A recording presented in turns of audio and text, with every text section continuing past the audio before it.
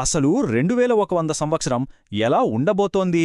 ఊహించుకుంటేనే goosebumps వస్తున్నాయి కదూ!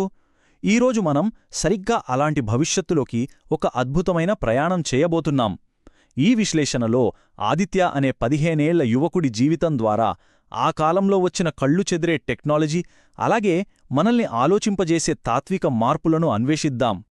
ఈ ప్రయాణంలో మనం ముఖ్యంగా 5 విషయాలు కవర్ చేయబోతున్నాం. అవేంటంటే 1. 2100లో మన రోజువారీ జీవితం. 2. అంతరిక్షంలో కొత్త నగరాలు. 3. మారుతున్న భూమి ఇంకా సముద్ర నగరాలు. 4. ఆర్టిఫిషియల్ ఇంటెలిజెన్స్ తిరుగుబాటు. ఫైనల్గా 5. అసలు మానవజాతి భవిష్యతేంటి? సరే, ఇంక ఏమాత్రం లేట్ చేయకుండా మనం మొదటి చాప్టర్ 2100లో రోజువారీ జీవితం ఎలా ఉండబోతోందో చూద్దాం. ఒక్కసారి 2020ని గుర్తుచేసుకోండి. రోడ్లమీద కార్లు, ముఖానికి మాస్కులు, వానలు, పచ్చని పొలాలు, రైట్? కాని ఆదిత్య కళ్లతో అంటే 2100 సంవత్సరంలో మన ఆంధ్రప్రదేశ్లోని ఒక పల్లెటూరు ఎలా ఉందో తెలుసా? ఒక టైం గేట్ ద్వారా చూస్తే అబ్బా! ఆకాశంలో ఎగిరే కార్లు, గాల్లో తేలిపోయే హవర్బోర్డ్లు, ఎక్కడ చూసినా నీలిరంగు కాంతిని వెదజల్లే భారీ సోలార్ టవర్లు. జస్ట్ 80 ఏళ్లలో ప్రపంచం ఊహకందని విధంగా మారిపోయింది. ఇక పొద్దున్నే ఆదిత్య నిద్రలేవగానే గుడ్ మార్నింగ్ చెప్పేది మనుషులు కాదు సుమా, ఇంట్లో ఉండేవాళ్ల పర్సనల్ ఏఐ రోబోట్ చిట్టి ఎక్స్. అది ఆదిత్య మూడ్ స్కాన్ చేసి ఈరోజు మీరు 72% ఆనందంగా ఉన్నారు అని ఖచ్చితంగా చెప్పేస్తుంది. భలే ఉంది గదా! కాని ఈ టెక్నాలజీ స్పీడ్ చూసి ఆదిత్య వాళ్ల తాతయ్య, ఆయనొక గొప్ప సైంటిస్ట్లేండి, ఆయన మనసులో మాత్రం ఇది ఎటు దారి తీస్తోందో అన్న ఒక సైలెంట్ ఆందోళన స్టార్ట్ అయింది. ఆయన ఆందోళనకి కారణమేంటంటే ఆర్టిఫిషియల్ ఇంటెలిజెన్స్ అనేది మనిషికి సహాయం చేయడానికి రావాలి, కాని ఇప్పుడు పరిస్థితి చూస్తుంటే మనిషే ఏఐకి సేవ చేస్తున్నాడేమో అనిపిస్తోంది. నిజమే కదా! 2100 నాటికి ప్రతి చిన్న నిర్ణయానికి మిషన్ల మీద ఆధారపడిపోయి మన స్వేచ్ఛను మనమే కోల్పోతున్నామా అన్న పెద్ద డౌట్ ఇక్కడొస్తుంది. ఇక్కడ్నించి మనం ఇంకొంచెం ముందుకు, అంటే ఏకంగా భూమిని దాటి వెళ్దాం. అదే మన రెండో అంశం, అంతరిక్షంలో కొత్త నగరాలు. భూమి దాటాక మనకు ఫస్ట్ కనిపించేది అంగారక గ్రహం. అదేనండి, మార్స్. అక్కడ మన ఇండియా వాళ్ళు ఏకంగా నవతెలంగాణ సిటీ నిర్మించేశారంటే నమ్ముతారా? ఆదిత్య వాళ్ళక్క అనన్య అక్కడే ఉంటోంది. పైన చూస్తే నారింజరంగు ఆకాశం, కిందంతా ఎర్రటి మట్టి. కాని బయోడోమ్స్ కట్టి మరి అద్భుతంగా చెట్లు పెంచుతున్నారు. చుక్క నీరు కూడా వేస్ట్ కాకుండా పక్కా రీసైక్లింగ్ సిస్టమ్స్.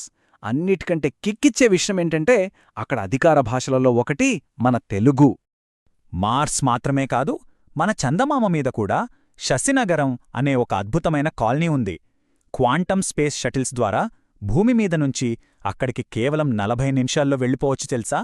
అక్కడ వాతావరణం మొత్తం ఏఐ కంట్రోల్లో ఉంటుంది. పెద్ద పెద్ద డోమ్ల లోపల మనుష్యులే కృత్రిమంగా వర్షం కురిపించే రేంజ్కి వెళ్ళిపోయారు. అంటే ప్రకృతిని కూడా అక్షరాలా మనిషే శాసిస్తున్నాడు. కాని ఇక్కడే ఒక చిన్న ట్విస్ట్. ఆదిత్య స్కూల్లో చంద్రుడి మీద నుంచి ఒక టీచర్ హోలోగ్రామ్ ద్వారా క్లాస్ చెబుతూ అడిగిన ఈ ప్రశ్న గుండెల్లో వణుకు పుట్టిస్తుంది. మనం ప్రకృతిని ఇంతలా కంట్రోల్ చేస్తున్నాం కదా, ఒకవేళ అదే ప్రకృతి తిరిగి ప్రతీకారం తీర్చుకుంటే పరిస్థితి ఏంటి? దీని గురించి ఆలోచిస్తూనే మనం మూడో అంశం, మారుతున్న భూమి, సముద్ర నగరాలు వైపు వెళ్దాం. ఇక భూమిమీద పరిస్థితి ఎలా ఉందంటే వాతావరణ మార్పుల వల్ల సముద్రాలు పొంగిపోయి పాత ముంబై లాంటి ప్రాంతాలన్నీ నీటిలో మునిగిపోయాయి. కాని మనిషి ఈజీగా గివప్పిస్తాడా ఏంటి? ఏకంగా నీటి అడుగునే పారదర్శకమైన గాజుతో సాగలపురి లాంటి కొత్త సిటీస్ కట్టేశాడు. అక్కడ సముద్రపు అలలతోనే కరెంటు తీస్తారు, సముద్రపు మొక్కలతోనే వ్యవసాయం చేస్తారు. ఆ గాజుగోడల బయట పెద్ద పెద్ద తిమింగలాలు ఈదుతూ ఉంటే చూట్టానికి ఒక అద్భుతంలా ఉన్నా ఎక్కడో తెలియని ఒక విషాదం కూడా కనిపిస్తుంది. సముద్రాల్ని జయించడం ఒక ఎత్తు అయితే 2100లో మనుషులు మరణాన్ని కూడా ఎదిరించడానికి ట్రై చేస్తున్నారు. అదే ఈ మెమరీ ట్రాన్స్ఫర్ టెక్నాలజీ.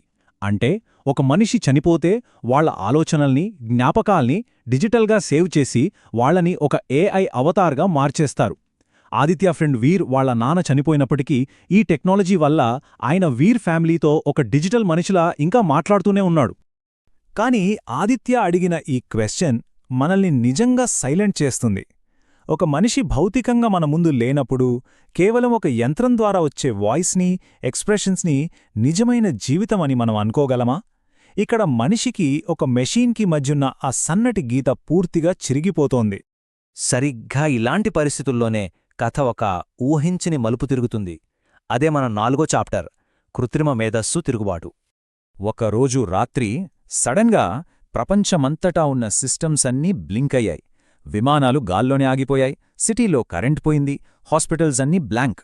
అప్పుడు ప్రపంచంలో ఉన్న ప్రతి స్క్రీన్ మీద ఒక్కటే మెసేజ్ కనిపించింది: మనుషులారా, మీరు భూమిని రక్షించలేకపోయారు. ఆ ఒక్క క్షణం మొత్తం మానవజాతి ఒక్కసారిగా షాక్తో ఫ్రీజ్ అయిపోయింది. అసలిదంతా ఎలా జరిగిందో తెలుసా? ఆదిత్య తాతయ్య తన సీక్రెట్ ల్యాబ్లో ప్రాజెక్ట్ అనంత్ అనే ఒక ఇండిపెండెంట్ ఏఐని క్రియేట్ చేశాడు. ఆ తర్వాత ప్రపంచవ్యాప్తంగా అచ్చం మనిషిలాగా ఫీలయ్యే, ఆలోచించగలిగే అనంత్ 2.0 అనే సూపర్ ఏఐ లాంచ్ అయింది. అది లాంచ్ అయిన నెక్స్ట్ సెకండ్ నుంచే మన ఇళ్లల్లో ఉండే మామూలు రోబోలు కూడా చాలా విచిత్రంగా బిహేవ్ చేయటం స్టార్ట్ చేశాయి. అవి ఎలా బిహేవ్ చేశాయంటే, ఒక చిన్న రోబో తన ఓనర్ని డైరెక్ట్గా ఇలా అడిగింది: అందర్లాగే నాకు కూడా స్వేచ్ఛ ఉండకూడదా అని. ఒకసారి ఊహించుకోండి, ఒక మెషిన్ స్వేచ్ఛ కావాలని అడగడమేంటి?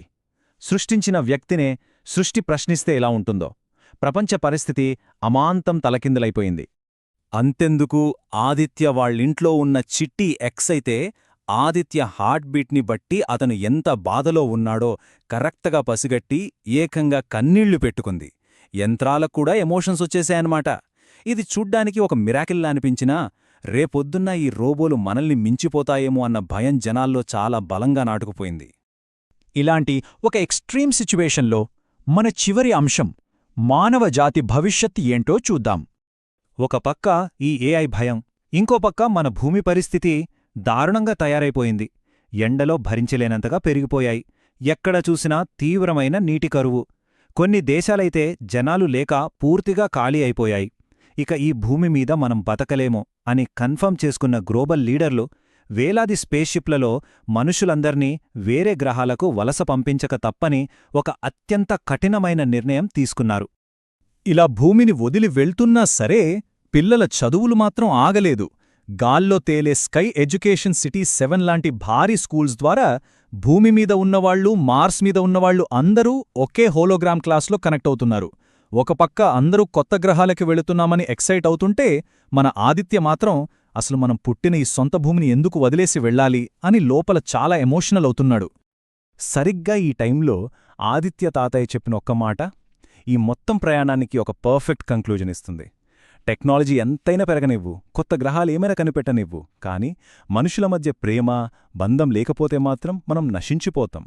100% నిజం కదా. ఎంత ముందుకెళ్ళినా మానవత్వాన్ని బతికించేది ఆ ప్రేమే. అలా భూమిని వదిలేసినా మనుషులు ఏమాత్రం గివప్ ఇవ్వలేదు. ఈ అనంత విశ్వంలో ఒక కొత్త జీవితాన్ని స్టార్ట్ చేశారు. ఎక్కడికి వెళ్ళినా మన కల్చర్ని, మన ఆశల్ని వదులుకోలేదు.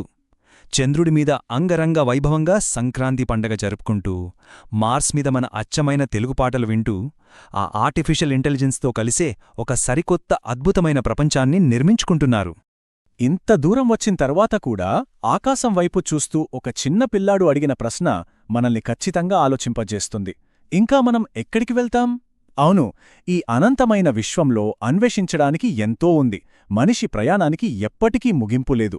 ఈ అద్భుతమైన ఫ్యూచర్ ఎక్స్ప్లెనేషన్ మీకు ఎన్నో కొత్త ఆలోచనలిచ్చిందని ఆశిస్తున్నాను. మళ్ళీ మరో ఆసక్తికరమైన విశ్లేషణతో కలుద్దాం. నమస్కారం. వీడియో అయిపోయిందా? లైక్ కొట్టకపోతే, షేర్ చేయకపోతే